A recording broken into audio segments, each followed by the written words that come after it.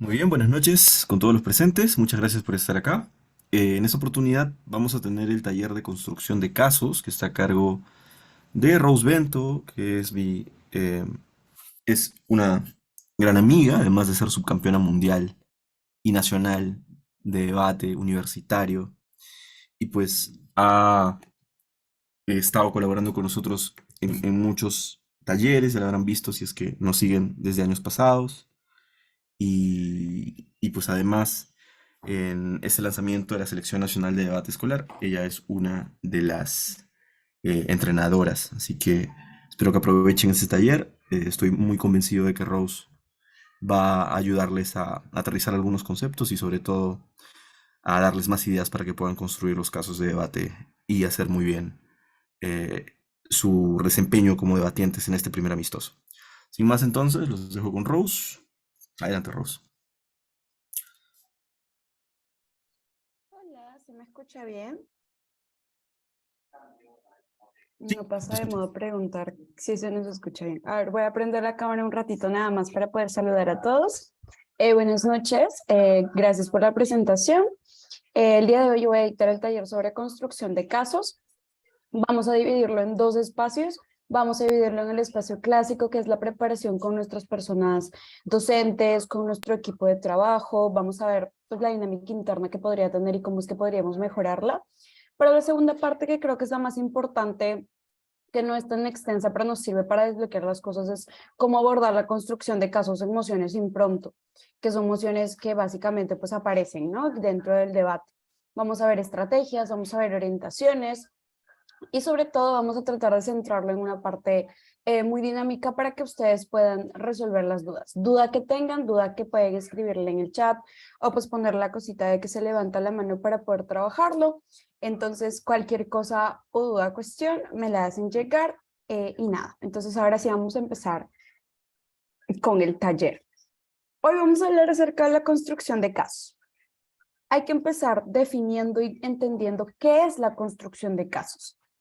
La construcción de casos, y hay que entender también, pues, obviamente, qué cosa no es.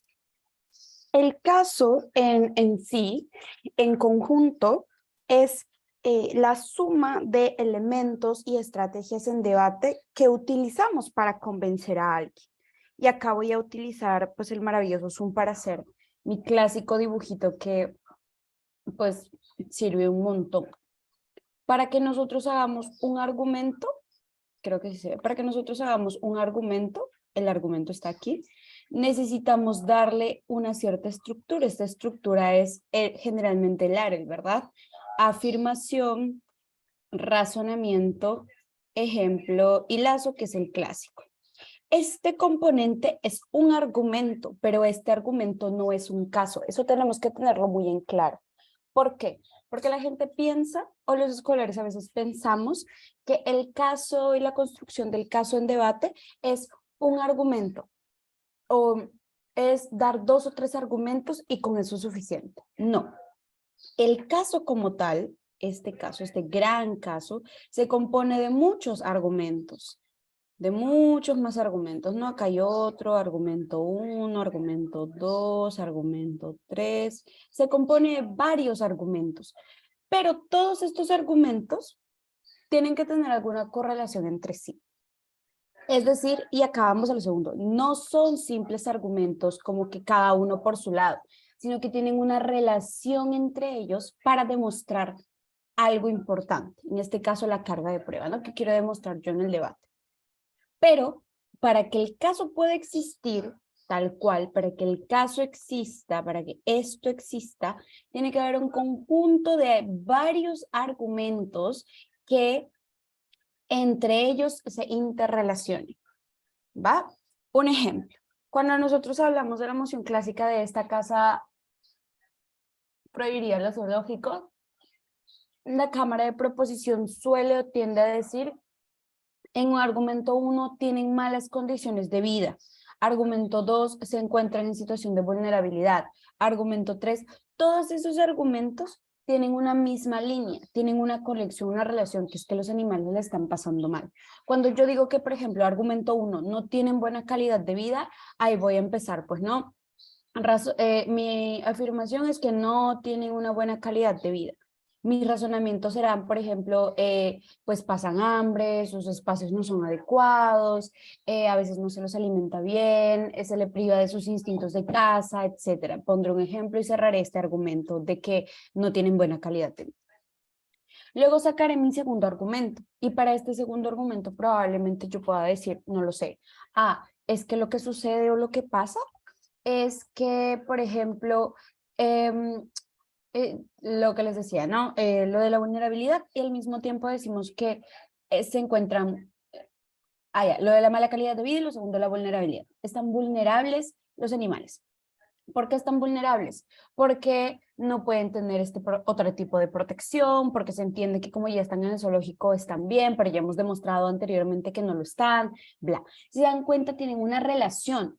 La relación que tienen estos dos argumentos es que, o estos tres argumentos, 4, 5, los que yo quiera sacar, es ¿qué cosa? Es básicamente que todos apuntan a un mismo objetivo. ¿Cuál es el objetivo? Demostrar. Mi caso se centra en demostrar qué cosa, que los animales se encuentran mal. ¿Y cómo demuestro eso?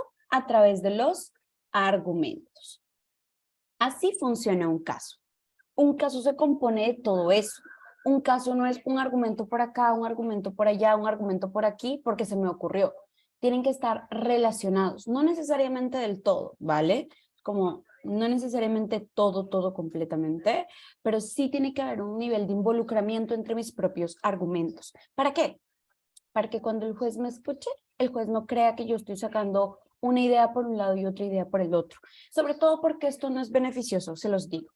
Porque si, por ejemplo, yo, que soy Pepita, salgo con mi primer argumento que va por una línea económica y luego sale mi segundo orador y saca otro argumento que va por una línea política, el problema es que sí, no están tan lejos, pero el problema es que como no tienen un involucramiento directo, no siguen una línea argumentativa clara, el juez siente que hay varios casos al mismo tiempo, que estamos tratando de probar varios casos al mismo tiempo.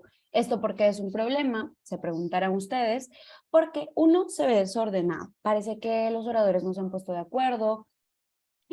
Y segundo, que es creo yo lo más importante, porque indistintamente de la percepción que tenga el juez entendemos que es un juez de alto nivel, entonces entendemos que si es un juez de calidad, pues va a poder hacer la evaluación del debate indistintamente de sus argumentos. Pero concentrémonos en esto. Cuando yo tengo un argumento y cuando mi otro compañero tiene otro argumento que no necesariamente están tan involucrados, pasa un problema sustancial. ¿Cuál? Al momento de refutar.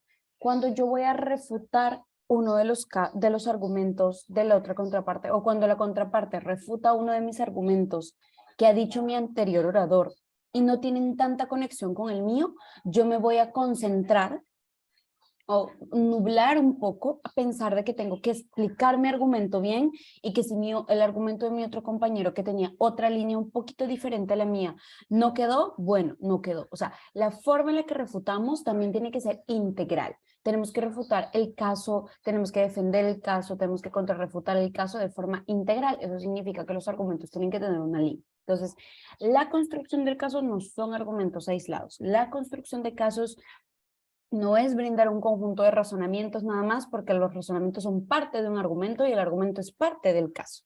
Entonces, es un conjunto de elementos en debate, es el conjunto de mecanización, es el conjunto de refutación, es el conjunto de muchas estrategias que nos permiten como muchas cosas, dentro de ellas, una de las cosas que nos permite ser persuasivos. ¿Va? Eso es entonces la construcción de casos. Hay que tenerlo muy en claro porque de esa explicación desglosa todo la continuidad que vamos a ver. Todo lo que vamos a empezar a ver después deviene de esta explicación. Entonces, antes de pasar a todo eso, para que estemos claros, yo les pregunto, ¿tienen alguna duda sobre esta parte de qué es? Ok, me parece que no hay ninguna pregunta, la pueden dejar por el chat, me la pueden hacer directamente interno o lo pueden hacer por voz. Ahora sí, vamos a ver estos dos tipos de emociones, formas de emociones. Hay dos, qué son las mociones preparadas y qué son las mociones en nivel impromptu. Gracias, Alex. ¿Qué son las mociones en nivel impromptu? Las mociones preparadas son esas mociones que nos dan con mucho tiempo. Por ejemplo, ustedes ya sabían que el sábado vamos a debatir X tema porque se los dijeron con mucho tiempo de anticipación. O sea, ya sabemos de qué va el tema, ya sabemos cuál es el debate, ya sabemos qué tenemos que estudiar, ya sabemos qué tenemos que repasar, ya sabemos qué tenemos que construir. Entonces estamos medianamente listos porque aún no sabemos la postura, ¿no? Si nos va a atacar a favor o en contra, proposición u oposición. Sí, eso todavía no lo sabemos, pero el resto de información es algo que ya manejamos. Entonces, las mociones preparadas, ojo, no quiere decir que sean más fáciles de abordar o más fáciles de debatir, pero sí nos pueden dar cierto grado de seguridad. Escuchen bien esta parte, seguridad. ¿Qué importa al momento que yo doy mi discurso? Que yo me vea seguro y que me sienta tranquilo con mi caso. Otro problema muy común dentro de la construcción de casos en escolares es que a veces no hablamos de que haya un argumento que no nos gusta. A veces estamos construyendo con nuestro profesor o nuestra profesora nuestro argumento, nuestro caso, y hay un argumento que no te gusta, que tú crees que no va, que tú no consideras que vaya ahí, pero a veces te quedas callado porque crees que, bueno, si mis compañeros lo dicen y si mi profesor lo dice, pues debe ser cierto. No.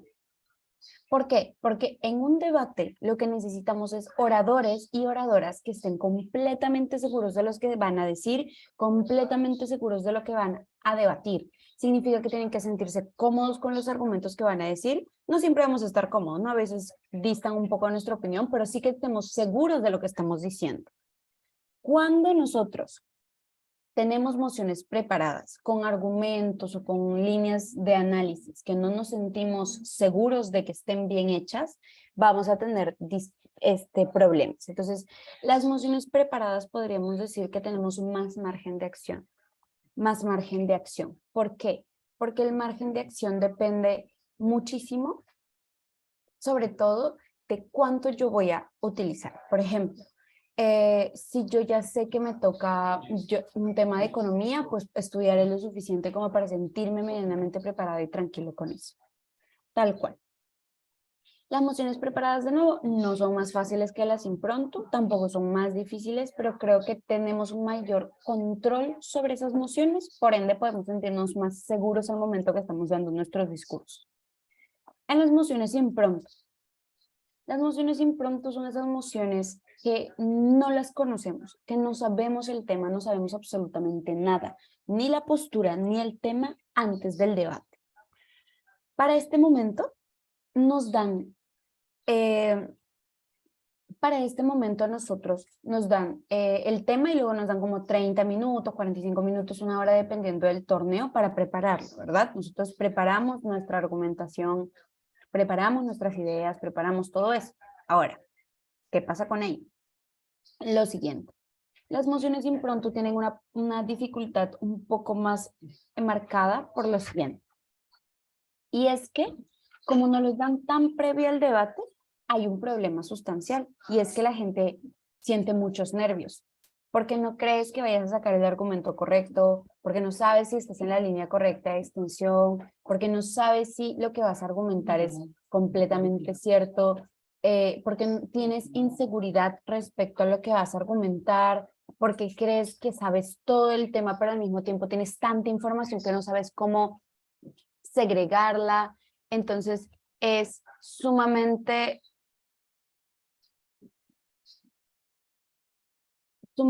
complicado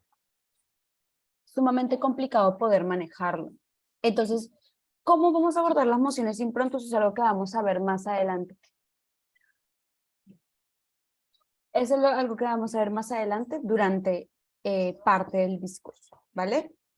Entonces, no se preocupen. Lo que sí tenemos que tener claro es estas dos cosas. Hay dos, las preparadas y las impronto, y vamos a aprender a abordar y a construir nuestros casos en debate a partir de esas dos cosas.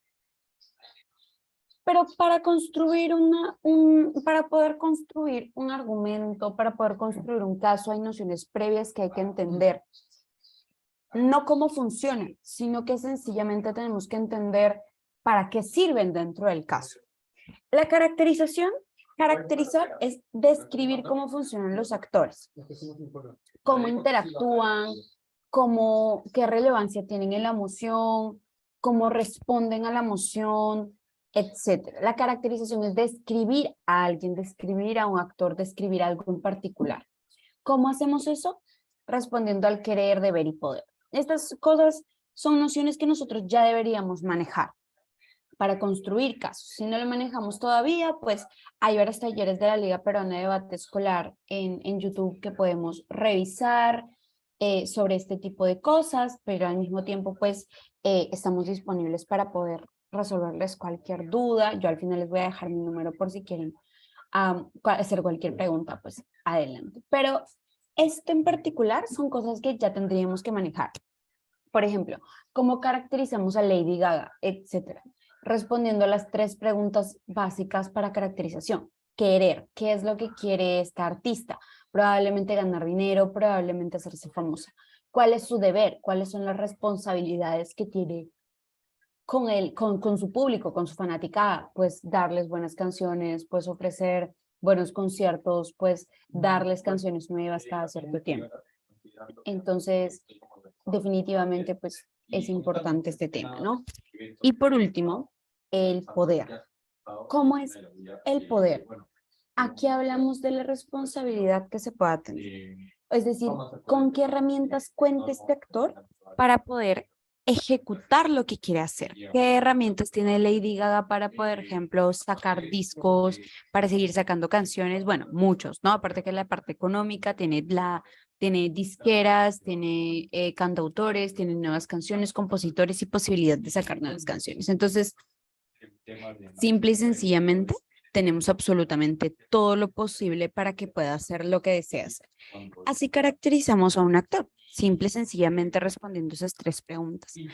Ahora, lo que importa aquí, esta noción previa de la caracterización, porque yo tengo que saber caracterizar, ¿para qué me sirve dentro de mi construcción de casos? O sea, ¿qué me importa a mí saber caracterizar si suena algo como que podría hacer o no hacer? La caracterización tiene una cuestión fundamental. La cuestión fundamental es que específicamente cuando caracterizamos y describimos, entendemos y podemos desarrollar mucho más profundamente las decisiones que van a tomar. Si yo voy por la calle, imagínense, si yo voy por la calle y les digo a ustedes, préstenme 100 soles, así, de la nada, probablemente ustedes no me presten 100 soles, ni de chiste. ¿Por qué? Acaba la respuesta. Porque claramente no me conocen, porque claramente no hay una descripción de quién soy, porque claramente no hay una descripción de absolutamente nada. Entonces, definitivamente lo que nosotros necesitamos es conocer al actor, conocer a las personas, entes que interactúan en el debate para que así podamos saber qué tan persuasivo va a ser algo o no. Si yo le digo a una persona X que encuentro por la calle, oye, el Consejo de Seguridad de la ONU, el Consejo de Seguridad acaba de decir bla, X cosa y dictaminar tal cosa, y ha habido poder de veto y no sé qué más. La persona que está en la calle, al momento de escucharnos, no va a considerar esto como funcional o fundamental. ¿Por qué? Por 3 cosas particulares. La primera es porque no se entiende. O sea, si tú vas por ahí asumiendo que todos saben cómo funcionan estos actores, cómo funciona esta determinada institución, cómo funciona la OMP, cómo funciona el Jurado Nacional de Elecciones, cómo piensa un presidente, cómo piensa un congresista, si tú asumes eso, estamos haciendo mal el debate. O sea, no mal, pero estamos dándole un enfoque equivocado. ¿Por qué razón? Por la siguiente. Porque si tú no conoces a la persona o no le explicas a quien te está escuchando cómo actúa esta persona, cómo actúa esta entidad, bajo qué razones toma sus decisiones, lo que estás haciendo es quitarle a la persona que te escucha, en este caso la persona jueza, información fundamental para poder describir, para poder entender el resto de cosas. Entonces, definitivamente importa muchísimo la caracterización en múltiples escenarios, sobre todo cuando vamos a hablar de la construcción de casos. es muy importante. Entonces, esa noción previa la tenemos que manejar al 100. No podemos manejarlo al 20, al 15, no tenemos que manejarlo al 100, porque nos va a permitir muchas cosas, entre ellas profundizar las ideas. Segunda cosa, la contextualización. La contextualización acá se va a abarcar en la situación material, o sea, ¿qué está pasando alrededor? Cuando yo quiero debatir, por ejemplo, si invadir, no sé, ahí está, si invadir Rusia o no invadir Rusia, porque se metió con Nicaragua, con Ucrania, perdón. Si yo voy a tomar esa decisión, yo no puedo decir, sí, deberíamos invadirlos porque pues están haciendo la guerra, ¿no? No, o sea, no. Pensemos que para nosotros tomar una decisión, analizamos el contexto, analizamos lo que está pasando a nuestro alrededor. O sea, cualquier país pensante antes de tomar una decisión analiza las condiciones en las que se encuentra. Yo puedo invadir Rusia, tengo la capacidad armamentística de hacerlo, tengo la capacidad política. Si yo lo hago, me estoy enfrentando a un aliado, porque quizás el país que nos están diciendo que invada Rusia es un aliado de Rusia. O sea, entonces, para poder tomar decisiones, la segunda noción que tenemos que manejar muy bien es la contextualización. ¿Cuál es la situación particular en la que está sucediendo esto? Ejemplo muy básico. Supongamos que yo estoy en la calle, sé primeros auxilios y veo que acaba de pasar un accidente. Tengo guantes, tengo todas las herramientas para ayudar. El contexto y la situación me piden actuar, me piden a mí porque estamos en una situación de una pequeña emergencia. Yo tengo la capacidad, entonces, en esta situación, en este contexto en particular, donde yo puedo actuar, actuaría. Supongamos que se ha atropellado una persona, estamos en la calle, acabamos de ver que una persona ha sido atropellada y podemos ayudar. Antes de que yo corra a salvarlo, antes que yo corra a colocarle gas, antes que yo corra a ver si reacciona, si tiene reacción, si contesta las preguntas, si está consciente, si hay que aplicarle, hay que ayudarlo con este RCP y demás, yo tengo que evaluar el contexto. ¿Cómo está la situación alrededor? ¿Alrededor es un lugar seguro para que yo pueda intervenir? ¿Qué pasa si los carros siguen pasando? ¿Me voy a aventar? No. Por eso es importante ver la contextualización. ¿Cómo está mi alrededor? ¿Cómo está la situación en mi alrededor donde se está desarrollando mi decisión como persona o mi decisión como elección de debate? También, si la moción dijera, esta casa considera que a los adolescentes mayores de 16 años debería permitírseles votar en elecciones presidenciales, pongamos. Antes que tú empieces a decir sí se le debería permitir o no se le deberían permitir porque bla, bla, bla, y saques todos tus argumentos, razonamientos, ejemplos, cierres, etcétera, antes que tú hagas todo eso, antes, mucho, mucho antes, tienes que analizar el contexto. ¿Por qué quieren hacer esto? Probablemente porque estamos en un contexto en el cual la gente ya no quiere votar. En la actualidad ya no mucha gente vota, prefiere pagar su multa. Ok, ¿cuál es más el contexto? Probablemente el contexto en el que estemos sea un contexto de elecciones. O sea, piensen que es poco razonable pensar que ahorita va a haber un contexto, estamos en un contexto normal. O sea, ¿por qué surgiría ese debate si el contexto electoral no fuera primordial en ese momento? Entonces, definitivamente es importante que también manejemos esa noción previa de la contextualización. Definitivamente. Entonces, es una situación, me escriban en la pizarra, es una situación en la cual nosotros tenemos que tener muy, muy en cuenta lo que vamos a realizar, ¿sí? Muy bien, entonces la contextualización y la caracterización son nociones previas que tenemos que manejar al 100%. Siempre tiene que estar bien perfeccionada para construir nuestros casos, porque van a permitirle dar al juez dos cosas. La primera cosa que le vamos a dar al juez con la contextualización es un espacio determinado donde está sucediendo el debate, en la situación real, el alrededor. Y el resto ya de cosas, como la caracterización y demás, es para darles nociones de que conozca al actor del cual se está debatiendo. Entonces, ¿importante? Sí. Antes de pasar a la siguiente, ¿alguna pregunta hasta acá? ¿No? Perfecto, no hay preguntas entonces. continuamos. Listo. Ahora sí, siguiente. Vamos a la siguiente de acá. La última noción previa que tenemos que saber para la construcción de casos en general es los impactos y modelos. Esto no es como que un requisito para que armemos un caso, una construcción de un caso. No lo es. ¿Por qué? Porque son estrategias de debate un poco más avanzadas que a veces necesitamos tener seguimiento, control y acompañamiento para poder realizarlas. ¿De acuerdo? Entonces, los impactos y los modelos son lo siguiente.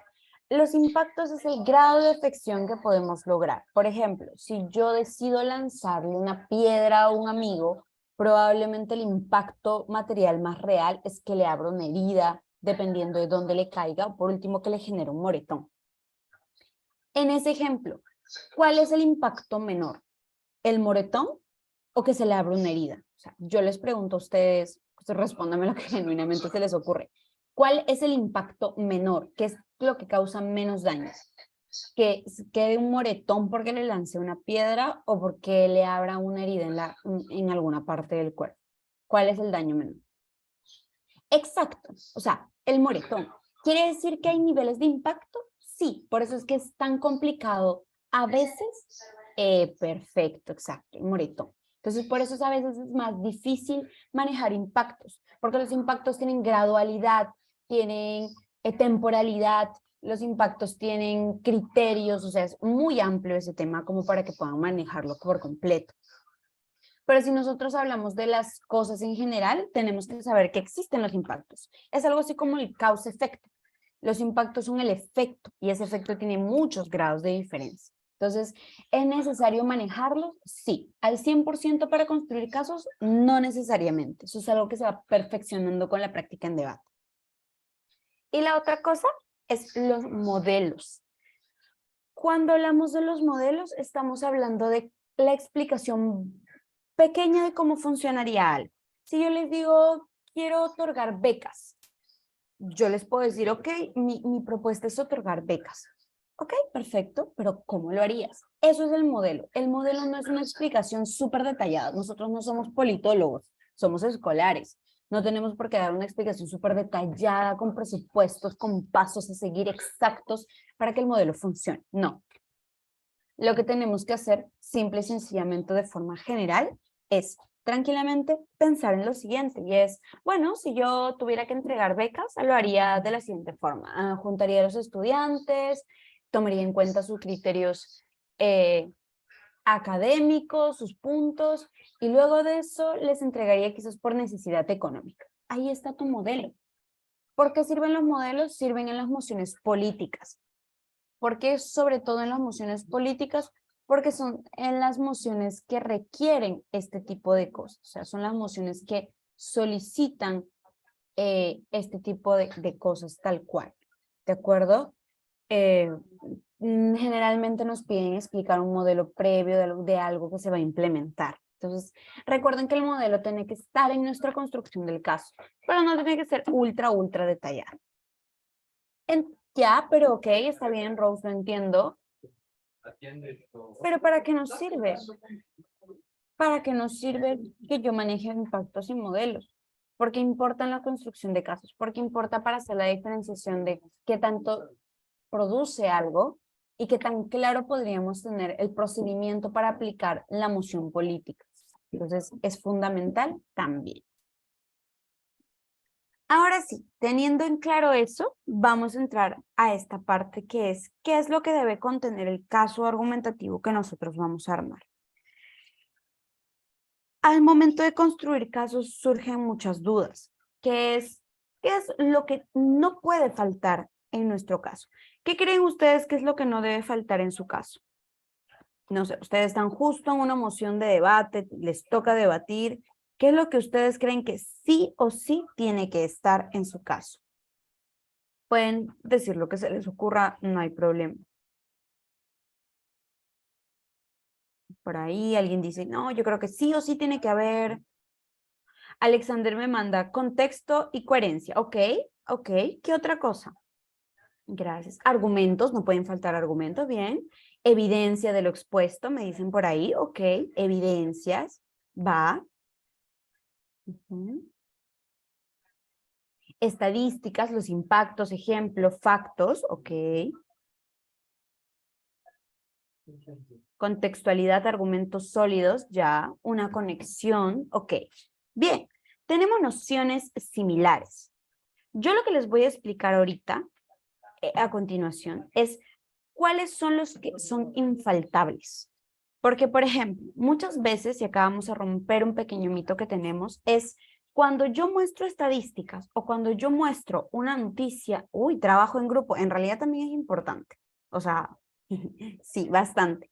Pero yéndonos a lo más pedagógico, a la parte más constructiva de argumentos, hay tres cosas que no les pueden faltar.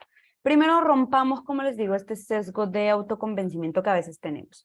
A veces pensamos que si, por ejemplo, tenemos estadísticas o tenemos información de un diario y demás, eso nos hace acreedores de la verdad. No, que tú tengas un dato estadístico o que tú tengas una noticia que dice algo que, ojo, refuerza tu argumento, no quiere decir que te hagas automáticamente ganador del debate. Muchísimo ojo con eso, profesores y escolares. ¿Por qué en el caso de los profesores? Porque a veces podemos estar orientando el caso a tratar de convencer de que porque la información nos lo dice así, ya es verídico, ya es completamente cierto. Y ya tendríamos que haber ganado solo y sencillamente por haber expuesto que tenemos estadística o tenemos una información de un periódico o así, o de alguna revista científica. No, no funciona así. La estadística, la información, los ejemplos son complementos de la argumentación y la construcción argumental. Lo están escuchando bien, complementos. No son una verdad absoluta. ¿Por qué? Porque yo las puedo posicionar en mi argumento para lo que considere yo que es más persuasivo para el juez. Significa que cuando ustedes construyan sus argumentos, no los construyan en base a noticias, no los construyan en base a estadísticas, construyanlo en base a lógica, construyanlo en base a intuiciones que ustedes tienen, a información que han leído, sí, pero que no sea tal cual un copia y pega. Y al final, una vez que tú has construido tu argumento, que tú has construido tus ideas, recién puedes buscar información que complemente o que le dé casos de estudio a tu argumento que lo hagan más fuerte. Pero no, la estadística y la información no son un argumento en sí mismo, son un complemento que puede darle más fuerza a la argumentación. Pero no es que necesariamente yo gano porque lo he hecho. ¿Y por qué les digo esto? Porque el juez y los jueces lo tienen muy, muy en claro. Y a veces perdemos debates porque no hemos construido bien el caso, porque lo orientamos a otro lado y sentimos que el juez ha sido injusto con nosotros. Pero es que el juez está siguiendo la regla. Lo que pasa es que nosotros sí hemos usado información buena, pero no hemos sabido usarlo estratégicamente.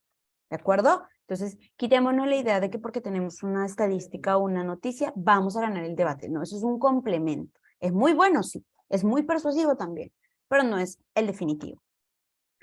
Hay tres cosas que no pueden faltar en un argumento, en una construcción del caso, o sea, en el caso argumental que estamos construyendo. Son tres cosas. La primera cosa es la carga de prueba. ¿Qué es la carga de prueba? Rose, porque pues suena extraño, quizás es mi primera vez en un amistoso, la verdad es que no lo entiendo bien. La carga de prueba es el compromiso que yo tengo.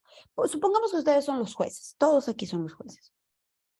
Y mi debate es sobre lo de los jóvenes de 16 años que van a votar. Yo me tengo que comprometer con ustedes a demostrarles algo. Les digo, panel, estimado jurado, yo voy a demostrar, ahí está la carga de prueba, yo voy a demostrar que los adolescentes mayores de 16 años tienen suficiente madurez emocional para votar. Esa es mi carga de prueba. Es aquello con lo que yo me he comprometido a demostrar. Yo me estoy comprometiendo a demostrar que los adolescentes sí tienen suficiente criterio para votar. Entonces, no puede faltar esa carga de prueba, no puede faltar ese compromiso. Y ustedes me dirán, ¿por qué? Porque es la base de lo que yo quería hacer en mi discurso. Yo dedico mis 8 minutos a tratar de demostrarle al juez que esa carga de prueba que le he querido demostrar, o sea, esa afirmación que le he querido demostrar, la cumplo. Le demuestro que es verdad. Le hago darse cuenta que sí era cierto a través de mis argumentos, a través de todas las cosas que yo quiero utilizar o todas las estrategias que decido utilizar al fin y al cabo. El detalle está en que eso es con lo que yo me comprometo. Si yo llego al debate simplemente a escupir argumentación, el juez no sabe qué es lo que quiero demostrar. Si yo ahorita me paro delante de ustedes, supongamos, y empiezo a decirles, es importante que cuidemos el agua porque la verdad es que se está acabando y hay mucha desglaciación y mucha gente sufre. Ok, me estás diciendo que pues hay gente sufriendo, que el cambio climático es malo, pero ¿y eso qué? O sea, ¿a mí qué? Entonces, lo que yo tengo que hacer antes de brindar mis argumentos es decir, juez, estimado panel de frente, yo les voy a demostrar, ahí está mi carga de prueba, yo les voy a demostrar que el cambio climático es algo que no podemos ignorar y que es grave. Y ahí empiezo, hay desglaciación de los polos, y empiezo a dar todo lo demás. Esa es la carga de prueba. La carga de prueba no puede faltar al momento de construir un caso. Nunca, jamás, ni de chiste. Porque si no hay un vacío, el juez te escucha hablar, pero no sabe a qué apuntas. Tú necesitas explicarle al juez qué es lo que quieres apuntar, a dónde estás apuntando. Sí, el juez está preparado académicamente, es muy buen juez y puede intuir a dónde quieres acercarte o qué quieres demostrar, pero no le podemos dejar a la intuición del juez. O sea, no podemos esperar que el juez entienda qué queremos decir, sino tenemos que decirle, esto es lo que quiero demostrarte y esto es, por favor, concéntrate en lo que quiero demostrar. Así nosotros como oradores tenemos mucho más control del debate y tenemos menos suspicacia para que el equipo pueda falsear esto. Refutación. Las refutaciones son algo que no puede faltar en nuestra construcción de casos. Y no, refutación no es decir tampoco cuáles son las pruebas que sustentan lo que estás diciendo. Eso no es una refutación. Eso ni siquiera se acerca a una refutación. Eso es una pregunta. Y esa pregunta ni siquiera es refutativa, es una pregunta al aire. O sea, es como que ustedes me cuenten, no sé, yo acabo de ver a mi vecino pasar y acaba de tirar la basura en la calle. A mí eso me parece terrible. Yo les digo, muéstrame pruebas. Si no, no te creo. O sea, ok, puede hasta cierto punto ser válido, sí, pero eso no es una refutación. La refutación es la confrontación de la idea del contrario de forma directa, no negando lo que dice el otro porque no tiene pruebas. Entonces, cuando nosotros vamos a construir nuestro caso o hacer la construcción del caso, tienen que existir refutaciones, tienen que existir increpancias, tiene que existir la confrontación de argumentos. ¿Por qué? Porque eso nos va a permitir hacer, uno, el debate más interesante, dos, el debate más interactivo y tres, nos va a permitir demostrarle a la persona jueza que nos está escuchando que estamos en la capacidad de hacerle frente a cualquier argumento y que lo podemos responder las dudas. Por ejemplo, en un debate que diga sobre esta casa vetaría a Jair Bolsonaro por sus declaraciones en los medios, o sea, lo revocaría de presidente por sus declaraciones en los medios. Una proposición diría, no, es que está siendo muy influenciable, la verdad es que está haciéndole daño a la gente con estos comentarios, está promoviendo grupos que son agresivos, etc.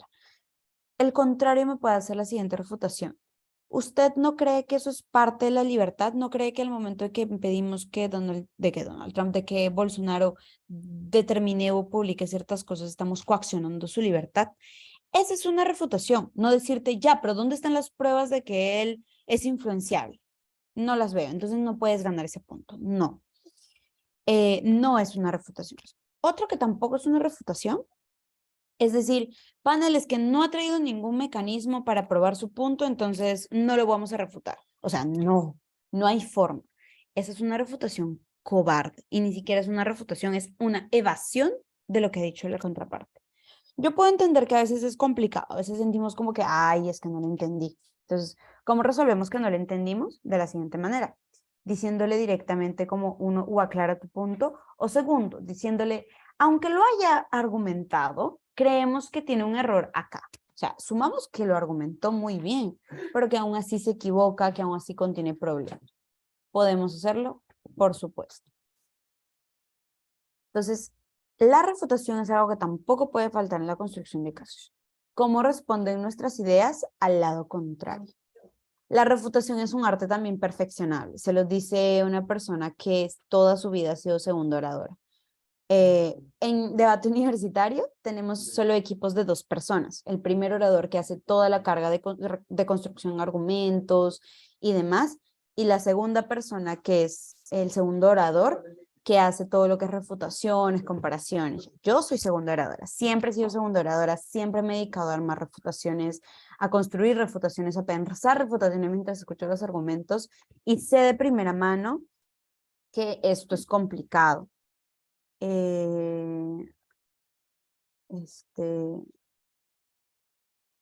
Tal cual. A ver, vamos a ver el chat por si hay alguna pregunta.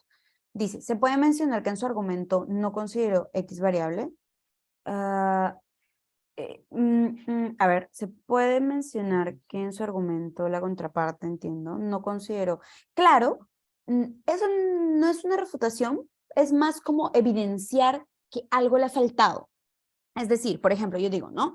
André en su construcción panel no consideró que había, no sé, factores climáticos o avances tecnológicos que combaten el cambio climático. Ah, ok, no lo consideró, pero eso es solo una evidencia. Yo estoy evidenciándole al juez que a él le ha faltado considerar algo, pero no lo estoy refutando. ¿Cuándo es una refutación? ¿Cuándo esa increpancia que tú le haces, André, se vuelve una refutación? Cuando yo le digo, pero aunque hubiese tomado en cuenta esta variable de que ya hay tecnología, aún así su argumento no funciona por tal motivo. Ahí se vuelve una refutación. Lo que tú me comentas es una increpancia, una duda razonable. Sí, su argumento de él es menos importante porque la verdad no ha considerado esta variable, pero aunque la considerara, y eso hace que tu refutación sea mucho más fina, mucho más comparativa, mucho más fuerte, haces mucho más algo que llamamos en debate engagement, o sea, haces mucho más involucramiento con el otro, que creemos que es como vital, tal cual. Listo. Listo. Entonces, no sé si respondí tu pregunta, André.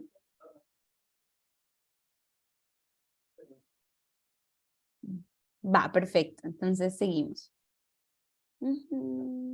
Listo. La siguiente cosa que no puede faltar es el impacto. Como les dije, lo de construcción de impactos es un poco más complejo y es un poco más difícil, pero tal cual, pues es importante. Ah, denme un segundito.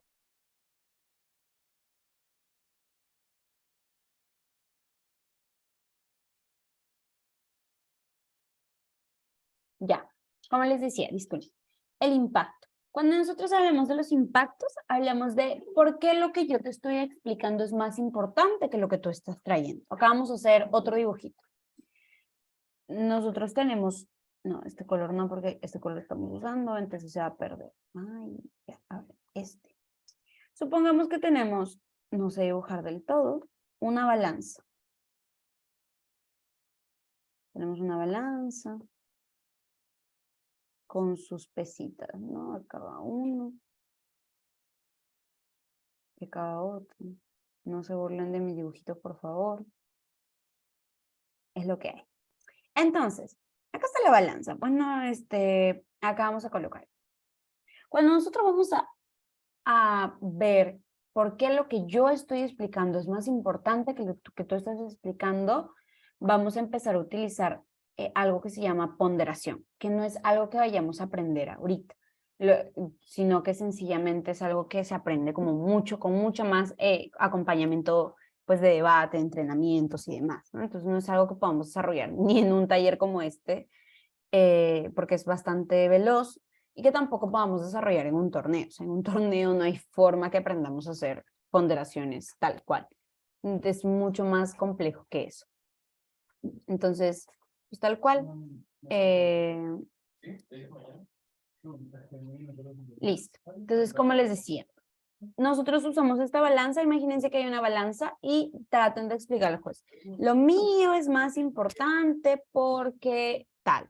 Entonces empiezas a colocar. El mío es más importante porque afecta a más personas, el mío es más importante porque demostré que hay más, el mío es más importante porque ajá.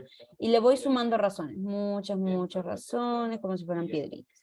Y demuestro por qué el otro lado es menos importante, ¿no? También puede tener algunas cosas importantes, pero menos importantes.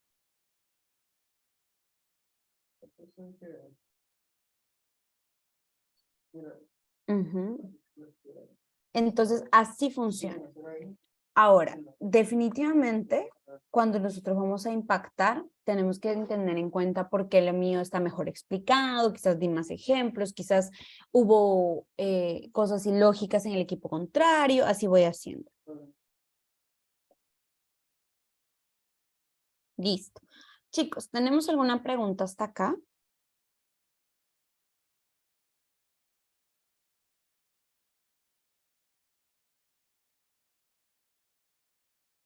Ok, entiendo que no, entonces continuamos. Ahora sí, vamos a ver cómo se estructura el caso. Lo que hemos visto hasta ahora es qué cosas tienen que tener los casos. Ahora vamos a ver la estructura, cómo se inicia, cómo se continúa, cómo se cierra, etc. Entonces, así es como lo vamos a empezar a evaluar, ¿de acuerdo? La estructura del caso tiene un orden. La introducción.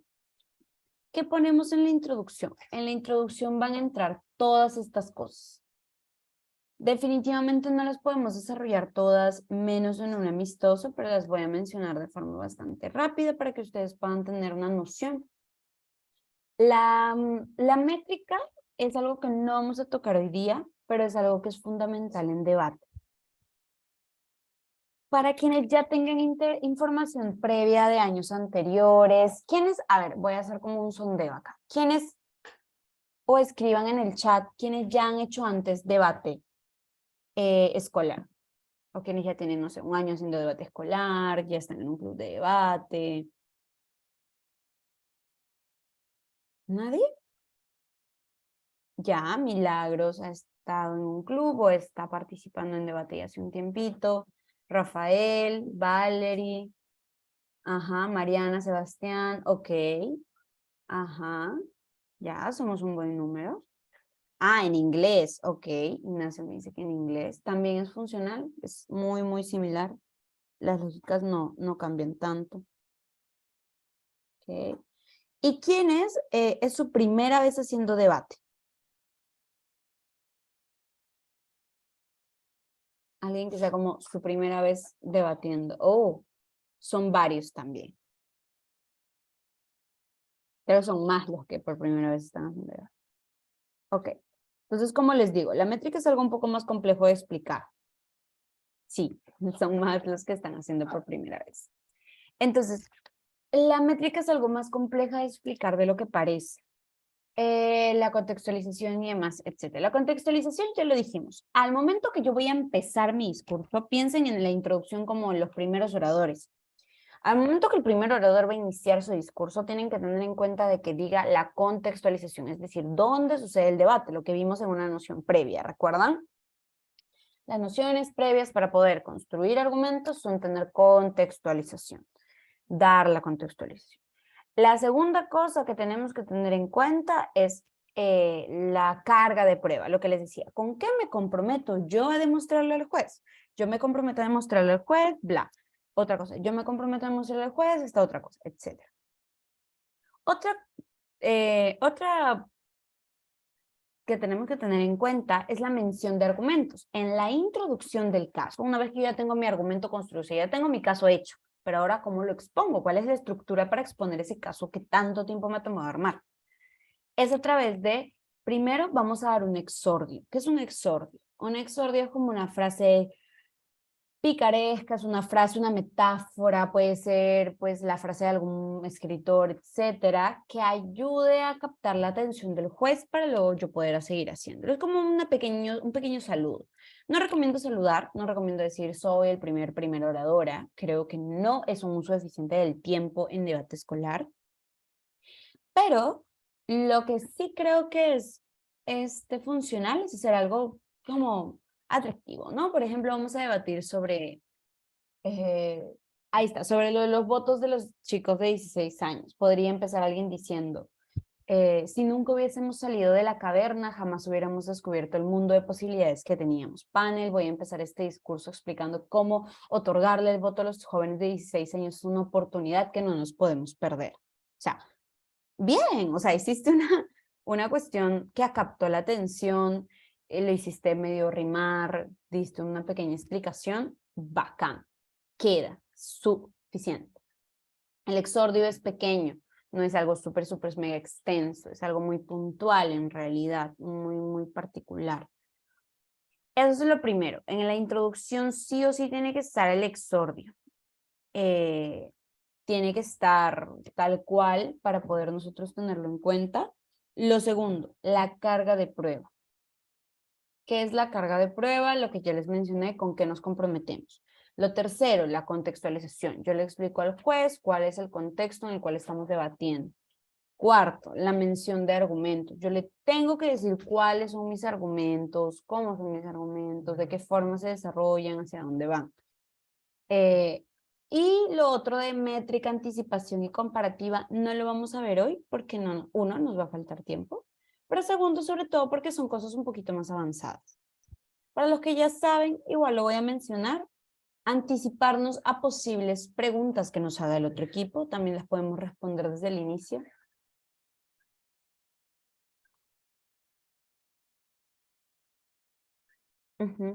De la anticipación.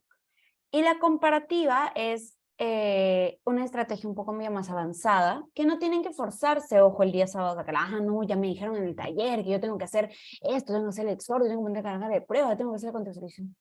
No, el taller no es para que ustedes se frustren o sientan que tienen que hacer como 1000 cosas más ahora. El taller es simple y sencillamente para que tengan una perspectiva y un espectro amplio para poder ver. ¿Ok? Tenemos una pregunta, dice. En el punto de información, los 30 segundos de espera, ¿es para el equipo o para el principiante? El punto de información, los 30 segundos. A ver, Cami. El punto de información dura de 15 segundos como máximo, 15-30 segundos como máximo. Pero es para que el otro equipo haga una pregunta. Tú le puedes decir, ¿alguien tiene un punto de información? Si nadie tiene un punto de información, tú, ok, no esperas 30 segundos de frente, sigues con tus ideas, con tus argumentos.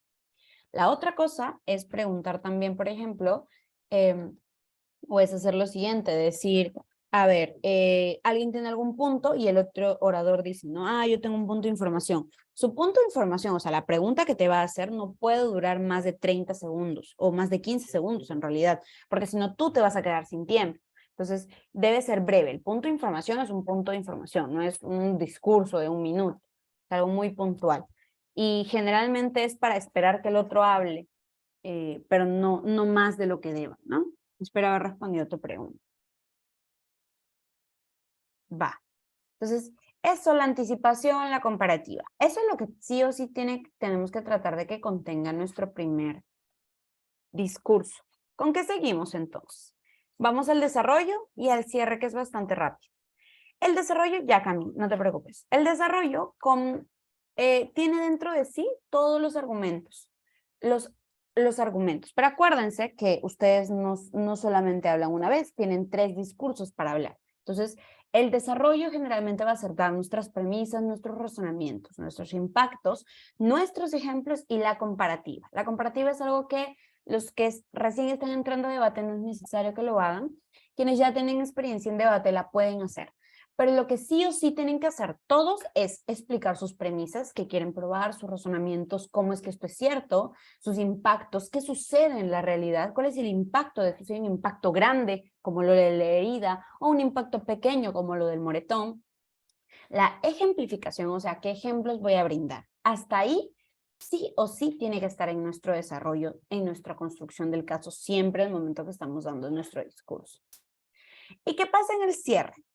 En el cierre siempre que hay que priorizar. En un debate estamos viendo que han hablado alrededor de 6 personas. Han hablado 6 personas las 6 personas, cada una 8 minutos. Significa que nos hemos casi escuchado 1 hora de debate. Menos, claramente, pero 1 hora. Supongamos, redondeemos. Entonces, yo, como látigo o como último orador, el tercer orador, no puedo resumir esos 48 minutos o 1 hora en unos segundos, en mi cierre. Yo no voy a poder utilizar ni mis 8 minutos ni mis 4 minutos para poder decir todo lo que se ha dicho en el debate. Entonces yo tengo que priorizar. ¿Cuáles han sido los conflictos más fuertes del debate? ¿Cuáles han sido los puntos que nos hemos disputado muy, muy fuerte, que hemos estado tratando de refutar, contrarrefutar, argumentar, desargumentar, etcétera? Ahí es donde yo me voy a concentrar. Y ahí voy a tratar de hacer las diferencias. Voy a decir, mi casa gana o mi equipo gana porque en este argumento el equipo contrario mencionó bla, bla, bla. Sin embargo, nosotros le respondimos que eso no era cierto por tal motivo. Y bla, así. No sé si tengo todo en mi cabeza. Si yo Hola, hola. Así. Si yo tengo toda esa información en mi cabeza y me dedico a empezar a tenerla uno por uno, yo al final lo que tengo es un desorden y sobreinformación. Pero si yo me dedico a priorizar cierta información por sobre otra, o cierta información la selecciono en lugar de otra, lo que estoy haciendo es siendo efectivo. Estoy usando mejor mi tiempo, estoy siendo mucho más comparativo. Eso es sencillo. Ahora, hay tipos de argumentación. Me gusta dividirlos en estos dos. Atención aquí. Cuando nosotros vamos a argumentar, siempre tenemos la duda de qué argumentos vamos a sacar. Hay 2 tipos de argumentación. La argumentación en principios y la argumentación práctica. ¿Qué quiere decir esto? Cuando hablamos de principios, estamos hablando de esos argumentos que no podemos materializar. Hay argumentos que se puede, hay argumentos que se pueden como de alguna u otra forma ver, ¿no? Por ejemplo, esta casa implementaría un parque en cada zona rural que lo requiera, etc. Entonces, ¿qué pasaría ahí? Sencillamente podríamos decir, pues eso es fácil, ganaremos el debate porque pues estamos haciendo algo por la gente, etc. Pero no siempre los argumentos prácticos son tan buenos. Yo recomiendo siempre sacar 2 tipos de argumentos. El primer argumento, los argumentos de principios. Los argumentos de principios son aquellos como por ejemplo el defensa de la vida, la defensa de la libertad, el derecho a la seguridad, el derecho al bien común, el derecho al buen vivir, el derecho al bienestar y la paz, etc. Esos son argumentos de principios. ¿Por qué? Unos son abstractos. Yo no puedo tocar la libertad, yo no puedo tocar la paz, yo no puedo tocar la seguridad. La puedo percibir y la puedo valorar, pero no la puedo tocar. Por ende, los argumentos de principio son abstractos. Segundo, están como que medio en el aire. No son tangibles, no es algo que yo pueda ver materializado. Yo veo materializada la libertad pues en X cosas, ¿no? Lo que sí podemos hacer es ver que se cumple ese principio. Por ejemplo, el principio de libertad se cumple cuando yo puedo salir a la calle a bailar, a caminar, a hacer lo que a mí me parezca mejor. Por ejemplo, ¿recuerdan cuando nos encerraron por pandemia? Se estaba rompiendo el principio de la libertad por un bien mayor. Entonces, a veces los principios chocan entre sí, el principio del bien mayor o el bienestar común por sobre encima del principio de la libertad. Porque a todos nos quitaron la libertad de poder salir cuando quisiéramos, de poder hacer lo que quisiéramos, de poder salir, juntarnos con amigos, etc. A todos nos quitaron ese principio. Lo que pasa es que lo superpusieron por otro principio, que era el principio del bienestar común. Es decir, todos sacrificábamos nuestra libertad un poquito porque considerábamos que era mejor cuidarnos para que todas las personas estemos bien. Entonces, Eso que acabo de decir, por ejemplo, es complejo de explicar, sobre todo porque somos escolares, estamos aprendiendo, recién estamos viendo las cosas, no es como que tengamos que saberlo todo, etcétera. Entonces es complejo, definitivamente. Lo que nosotros tenemos que entender igual es que de alguna u otra forma estamos hablando de principios que son complejos de explicar, o sea, no hay que apresurarnos por explicarlos perfectamente, no hay que apresurarnos porque salga bien, o sea, a la perfección, no hay que apresurarnos porque sean perfectibles, no hay que apresurarnos por conocerlos, porque son muchos y son complejos siquiera de entender. Entonces, eso. Pero los argumentos de principio son vitales. Yo siempre, siempre, siempre recomiendo sacar un argumento de principios. Por ejemplo, el derecho, en el tema de las elecciones para los jóvenes está el derecho a decidir. Entonces, ahí hay un derecho, un principio que podríamos defender también, lo que significa que hay un argumento más, lo que significa es que mi caso tiene un argumento más, se hace más fuerte. Entonces, los argumentos de principio son muy importantes porque al fin y al cabo son lo que rigen las normas morales de esta sociedad. ¿De acuerdo? Los invito a intentar hacerlo. De nuevo, la construcción de argumentos de principios pues conlleva de plano el acompañamiento de un coach en debate, alguien que te pueda orientar, que te pueda perfeccionar, que te pueda ayudar, que te pueda decir, este argumento está medianamente bien, este argumento está terriblemente mal, este argumento de principios se contrapone, este argumento de principios no existe de plano. No es una labor sencilla, es una labor compleja, entonces no es algo que esperamos que ustedes hagan el sábado, es algo que esperamos que tengan presente que existe y que si en algún momento ustedes quieren, uno, o buscar un coach para que los ayude, o dos, quieren intentarlo por su propia cuenta, sepan que pueden hacerlo porque existe el argumento en sí mismo. Las mociones prácticas. Las mociones prácticas tienen una particularidad, que es la siguiente. Unos son fáciles de pensar, o sea, que yo te diga, por ejemplo, esta casa otorgaría un bono por desempleo. Ay, qué fácil, probablemente sea darle plata a la gente. O sea, sencillos, son fáciles de pensar, son intuitivos, muchas veces lo preconocemos, lo que va a pasar. Por ejemplo, vamos a darle, si le informamos a la población que hay un nuevo virus, intuitivamente ya sabemos que la gente se va a volver como que va a volverse histérica y va a ir a comprar muchos, muchos, muchos papeles higiénicos. O sea, ya lo sabemos porque ya lo hemos vivido. Entonces es intuitivo. Entonces, definitivamente esto es importante de tener en cuenta. Lo otro son los impactos prácticos. Los impactos prácticos de plano, chicos, son aquellos que podemos ver. Porque es que cuando nosotros vamos a tomar un argumento práctico, la materialización de eso se ve. Si yo les digo que le voy a entregar un bono a cada familia pobre que hay en este país, ese argumento práctico en que se materializa, pues se materializa en algo sencillísimo, que es ver que la gente pobre ahora que tiene ese dinero pueda comprar víveres, pueda comprar, o sea, entonces el impacto de que cambie su vida porque ahora tienen un poco de dinero para poder comer es visible, es muy sencillo. El problema con este tipo de argumentos es que es muy común. ¿Por qué? Y ustedes me dirán acá de, oye, pero suenan bien, entonces ¿por qué no me dedico solo a hacer argumentos prácticos si suena más fácil que hacer argumentos de principios? El problema está en, ¿qué es eso? A todos se nos puede ocurrir. Entonces, a veces quedarnos en la comodidad de hacer un argumento práctico nos quita la posibilidad de hacer un argumento de principios, sino arriesgarnos a hacer algo que es un poco más complejo, pero que al final del día nos va a dar mejores resultados en un debate. Entonces, estos dos tipos de argumentos existen. Miss, profesora, Rose, como me quieran llamar, ¿cuál yo tengo que escoger?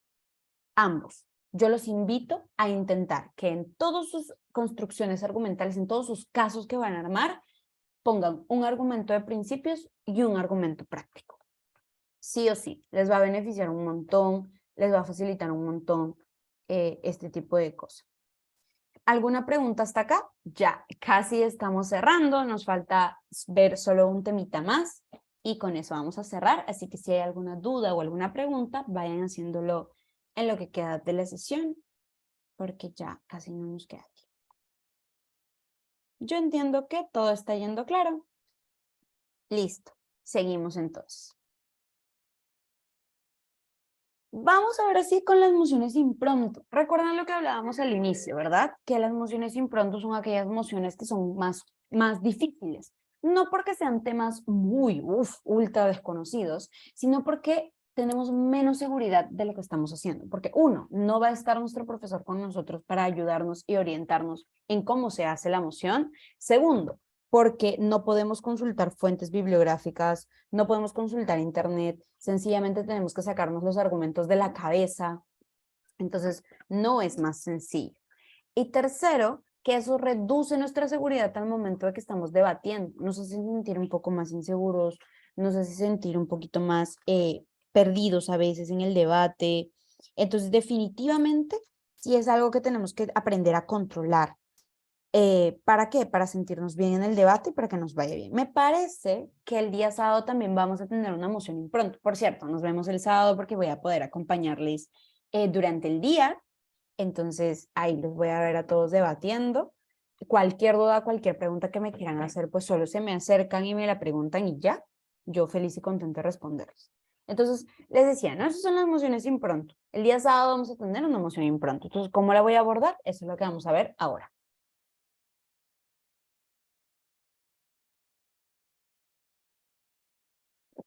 Importante. ¿Qué nociones tengo que tener yo aquí? Y estas ya no son nociones de debate, son nociones de la vida. ¿Y por qué le digo nociones de la vida? Porque simple y sencillamente son cosas a las que tenemos que tener muy en cuenta. La primera cosa que tenemos que hacer cuando no sabemos nada de la emoción es lo siguiente. Tenemos una consulta, dice. Una consulta, si en una moción impronto el tema de debatir es acerca de X tema y no conozco tal tema, ¿qué debo hacer? Ya, sí, justo vamos a hablar de eso. Vamos a justo comentar eso. ¿Qué pasa cuando yo no sé nada de la moción? O sea, sin nada, cero. Me hablan de Kazajistán y cómo es su gobierno y yo no sé, uno, ni dónde queda Kazajistán, ni cómo se funciona Kazajistán, ni quién es el presidente de Kazajistán, no sé nada. ¿Qué es lo que hago yo aquí? Primero tengo que tener claro que para abordar esa emoción impronto, tengo que tener en claro estas tres cosas. Uno, la adaptación. Tengo que ver el panel. ¿Quién es el que me está juzgando? ¿Quién es la persona que me está juzgando? Tengo que ver el nivel de la sala. Es una sala muy difícil, es un colegio que ya tiene tiempo debatiendo para poder más o menos controlar la parte emocional. La parte de adaptación es más emocional al inicio. Lo de analizar la información que aparece en el InfoSlide es algo que les va a servir mucho. Cuando nosotros debatimos, a veces debatimos mociones X y a veces debatimos mociones que contienen InfoSlide, que es decir, es una hojita que nos da el equipo académico donde hay información sobre el tema cuando no se sabe del tema o cuando el tema es así medio bizarro. Entonces, analizar esa información a nosotros nos va a permitir tener mucho más margen de acción, o sea, saber encontrar ciertos detallitos y demás. La adaptación es crucial al momento de hacer mociones impronto, sentirnos listos para ser versátiles al momento de debatir. Pero ¿qué pasa si yo no sé nada del tema? Uno, quiero dejarles en claro algo, las mociones impronto nunca son pero tan específicos, o sea, nunca te van a hablar de cosas tan específicas, como por ejemplo países muy particulares. La mayoría de veces tratamos de que sean mociones retadoras, que sean mociones que a ustedes los fuercen a pensar, pero que no necesariamente ustedes tengan que partir de cero. Pero, ¿qué sucede? Y para eso es este taller, cuando tengo que construir mi caso y de verdad no sé nada, o sea, absolutamente nada. Tengo que entrar a la noción de preparación. Empiezo con argumentos de principios. A ver, si la moción es, se debería permitir la legalización de ciertas sustancias ilícitas en algunos países. Supongamos, no es un tema que suele salir, en realidad muy poco, pero asumamos que es un tema que sale. ¿Cómo puedo abordar esto? ¿Qué hago? Bueno, podemos empezar a verlo despacio. ¿Qué principios está violando esta moción? ¿Qué principios podría atacar esta moción? ¿Qué principios se cumplen gracias a esta moción? Si hablo yo, por ejemplo, de otorgarle bonos a la gente, ¿qué principios se está cumpliendo? El principio del buen vivir, el principio de una vida digna, de un bienestar, etc. Entonces, analizo eso. Al momento de prepararme, analizo esas preguntas. ¿Por qué es tan importante que exista esto? Por ejemplo, ¿por qué es tan importante que se legalicen estas sustancias nocivas? ¿Por qué será? Entonces también puedo analizarlo por esa parte, preguntarme sobre la importancia. Lo otro que también me puedo preguntar es, ¿por qué no se cumple eso en la actualidad? Por ejemplo, ¿no? A ver, si estamos debatiendo acerca de otorgarle el voto a los jóvenes de 16 años, ya, eso está bien. Entonces, ¿pero por qué no se daba antes? Esas nociones me van a permitir a mí tener más información, sacar la información de adentro, información que sale de mí, no información que yo haya tenido que pensar previamente, sino información que genuinamente sale de lo que yo estoy diciendo, que esto es como muy importante cuando estamos hablando. Lo siguiente dice, ejecución. Ok, ya más o menos me adapté, me calmé, me preparé un poquito, saqué un poco de información de donde no tenía nada, ahora tengo al menos alguito. Ahora, ¿qué hago?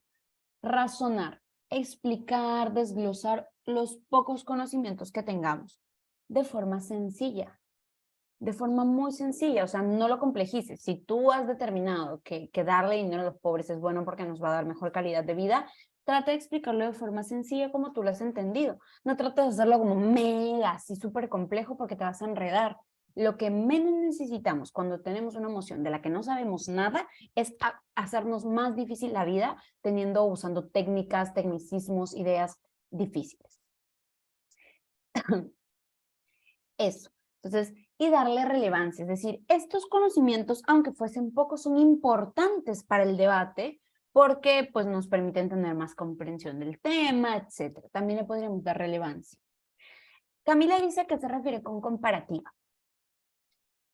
Lo voy a explicar con una emoción. Supongamos que la emoción dice, esta casa o este equipo apoya que se pongan cámaras de reconocimiento facial en todas las ciudades. Uy, tema complejo. Y ustedes miran, complejo, ¿por qué? Porque enfrenta dos principios. Acá hay una comparativa. ¿Cuál es la comparativa? La comparativa es, prefiero la seguridad que me brinda esta cámara de videovigilancia o, en comparativa, prefiero el del otro equipo que me brinda la libertad sobre mis datos personales, porque que una cámara te reconozca significa que tus datos personales están cediendo al Estado. Entonces, esa es una comparativa. Cuando hay dos cosas que se contraponen en ambos equipos. Es un poco más complejo que eso, pero en síntesis, eso podría entenderse por comparativa, que también la podríamos hacer, pero si es que no sabemos nada del tema, yo creo que va a ser un poco más difícil, pero eso es. Respondí tu pregunta, Camila, y espero que sí. ¿Alguna pregunta, chicos, hasta acá? ¿No? Ok. Listo. Ahora vamos a darles las orientaciones para poder abordar una moción en impronto. Cuando nosotros tenemos una moción en impronto, a ver, se puede llevar diccionario y o constitución, puedes llevarlo, pero cuando es moción impronto no lo puedes utilizar. No puedes utilizar ni libros, no puedes utilizar información adicional, todo tiene que salir de ti, completamente. Y de tu equipo, o sea, ojo, porque tú no estás solito, o sea, armamos el debate, armamos la comparativa, la explicación, armamos los argumentos en equipo. Significa que no solamente tú conoces del tema, sino que quizás tu compañero sí conoce y les termina explicando y arman un gran caso. Entonces, lo que estamos acá haciendo es para que en aquellos casos donde tus compañeros sepan y tú no, tú puedas tener tranquilidad, adaptabilidad, te puedas preparar y puedas enfrentarlo de forma tranquila. Sí, no te preocupes. Eso es lo que estamos haciendo. Y en los casos, también esto nos sirve para cuando nadie del equipo sabe nada del tema. También sirve en esas situaciones. Pensemos lo siguiente. 1. ¿Cuál es el sujeto más importante de este debate? O sea, ¿quién importa más? En una moción sobre esta casa obligaría que todas las personas adopten una mascota callejera. Obligaría. Entonces, ¿quién es el sujeto más importante ahí? ¿Las personas o las mascotas? Ok, supongamos que es las mascotas. Ok. ¿Y cómo mejoran en nuestro mundo? O sea, estas preguntas que les estoy poniendo acá es para desbloquearnos al momento de que estamos en el tiempo de preparación. En esa media hora, 45 minutos o una hora que nos da el torneo para poder empezar a armar nuestros argumentos. Cuando no sabemos nada del tema, busquemos. ¿Cuál es el agente, el sujeto, el actor más importante del debate en esta moción? Es tal, es tal, es tal. Listo, con eso ya tenemos una idea. Segundo, ¿a quién afecta esta moción? Si es una moción, por ejemplo, de esta casa o este equipo impondría una multa muy alta a todas las empresas. Ah, ¿a quién afecta esta moción? Afecta a las empresas. Uy, pero también quizás a los trabajadores, porque si les ponen multas altas, los trabajadores tendrán que disminuir los salarios. Entonces también afecta a la gente. Ah, miren que con estas preguntas vamos desbloqueando nuestras ideas. ¿Por qué nos importa desbloquear nuestras ideas? Porque básicamente de eso dependemos en una moción impronto. Dependemos de lo que sabemos, dependemos de lo que se produzca en nuestra cabeza. Entonces definitivamente es como muy importante. Y siempre preguntarnos, uy, pero yo sé que el Estado necesita impuestos, pero ¿tiene que hacer esto o hay otra medida que lo pueda ayudar? Hay otra medida menos lesiva. ¿Qué quiere decir? Ah, si el Estado quiere juntar impuestos, tiene sí o sí que ponerles, perdón, si el Estado necesita recursos, ¿tiene que sí o sí poner impuestos tan altos a las empresas? ¿O habrá otra medida que no dañe tanto a las empresas y a los trabajadores? Para eso nos sirve esta pregunta. Tamaño y temporalidad de los impactos. Es lo mismo, ¿no? Es lo que yo les decía. No es lo mismo un moretón que tiene un tamaño pues proporcional y que me va a durar 2-3 días, a que una herida abierta, sangrante, que su tamaño puede ser más grande o más pequeño, pero me va a durar más tiempo. Entonces, también los impactos tienen que verse. El impacto de, por ejemplo, que las personas se les entregue un bono para que puedan comprar más alimentos a las personas de extrema pobreza. Ok, eso es un buen impacto, la gente va a poder comer, pero ¿por cuánto tiempo? ¿Por mucho? ¿Por poco? Ya ven, esta pregunta también nos desbloquea más información. Y la última pregunta es, ¿por qué ganar el debate? ¿Qué puntos hemos traído? ¿Qué puntos vamos a traer? Yo sé que a veces es difícil pensar esto porque estamos sugestionados, ¿no? Y, ay, güey, no sé nada de la emoción, no sé nada del debate.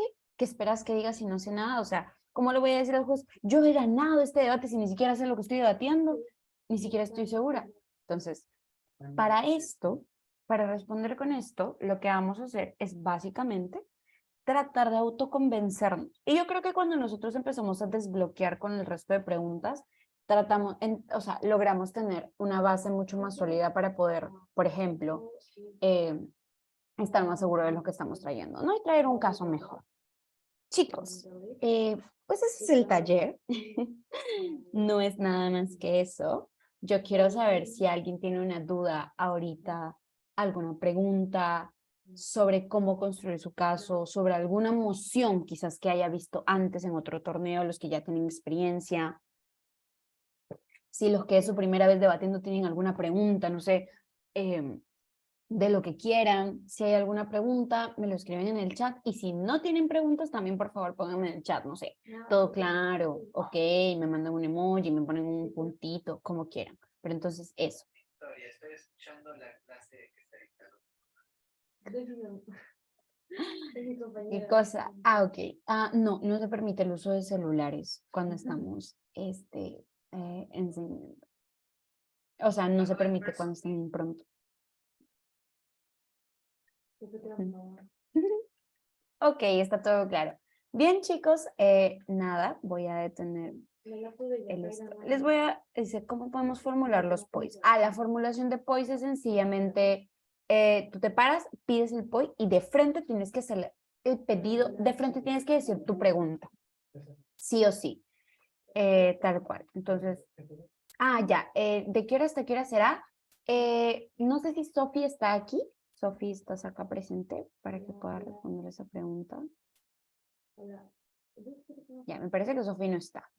En todo caso, sus profesores están en el chat que se ha creado para los colegios que están participando de este primer amistoso de la Liga Peruana de Debate Escolar. Entonces, cualquier consulta la pueden hacer ahí, ¿de acuerdo? No se preocupen, ahí pregunten sobre el tema de los horarios, me parece que es poco, hasta media tarde nada más. La pregunta de cómo se pueden formular los POIs y luego cómo se pueden hacer lo de las mociones preparadas o si se pueden llevar. Sí, el material de apoyo se puede llevar, Vanessa. Puedes llevar tu hojita donde tengas tus puntos para que lo expongas. Eso no hay problema. En las mociones preparadas no hay una excepción. En las mociones impromptu tampoco, o sea, si tú quieres escribir tus ideas en una hoja y quieres leerlas, no hay problema. Lo que no puedes hacer en las mociones impromptu es utilizar celulares, tablets o información adicional, pero de que puedes usar una hoja para guiarte, sí.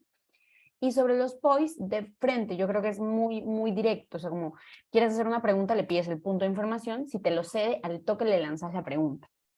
Para que uno, esta persona no te corte, o sea, tú puedas exponer toda tu pregunta, y segundo, para que tú también no hagas que la otra persona pierda tiempo valioso, porque cada segundo en debate cuenta. ¿Sí? Bien, chicos, entonces sí me parece, ahora sí que no hay ninguna pregunta pendiente. A ver, voy a revisar. Dime, Camila. Chicos, porque ya de acá no nos vemos hasta el sábado.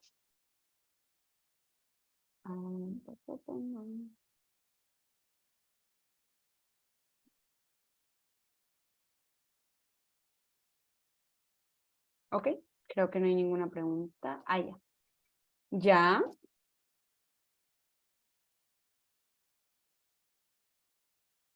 Ok, el tema de los indígenas. ¿De qué corazón? De una de las mociones preparadas. Ya. ¿Y cuál es tu pregunta sobre eso?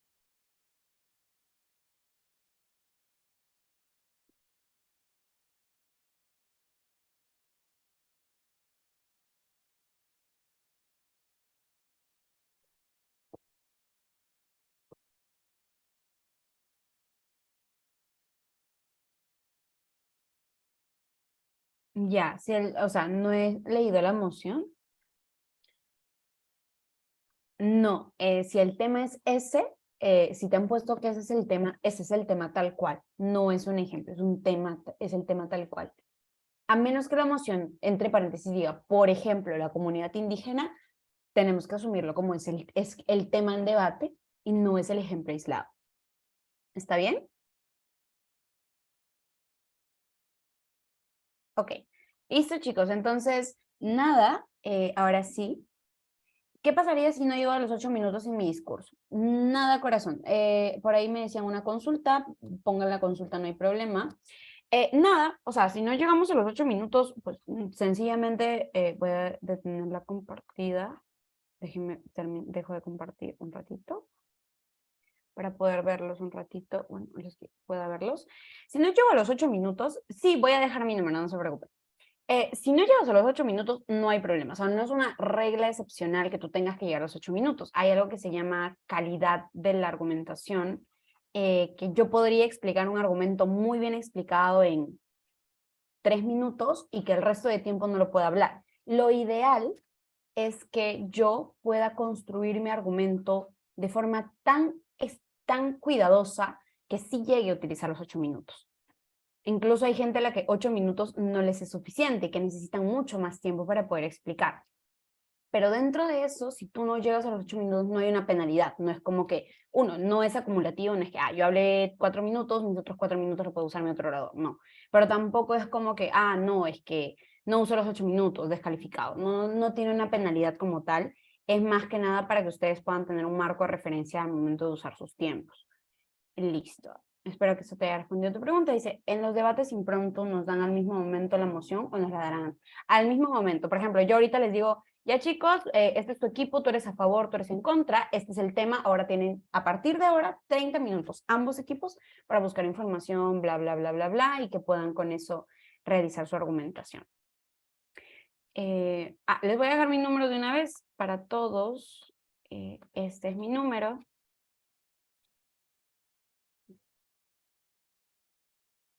Así que cualquier cosa me escriben. Yo he entrenado antes colegios escolares, estuve entrenando hasta el año pasado al colegio El Pamayo, con el que fuimos campeones de Adecopa, fuimos campeones también de la torneo Argumentes, fuimos el mejor equipo en el año 2022, entonces hemos logrado muchas cosas con los equipos, los escolares también he estado jugando muchos torneos, así que cualquier pregunta con toda la confianza del mundo. El circuito escolar es un circuito que está creciendo y me alegro un montón que cada vez haya más escolares debatiendo. ¿Algún consejo para llegar a los 8 minutos de tiempo? No, tómense su tiempo. O sea, yo llevo 4 años debatiendo en universitario. Yo conocí debate en la universidad, no en el colegio porque vengo de un colegio público.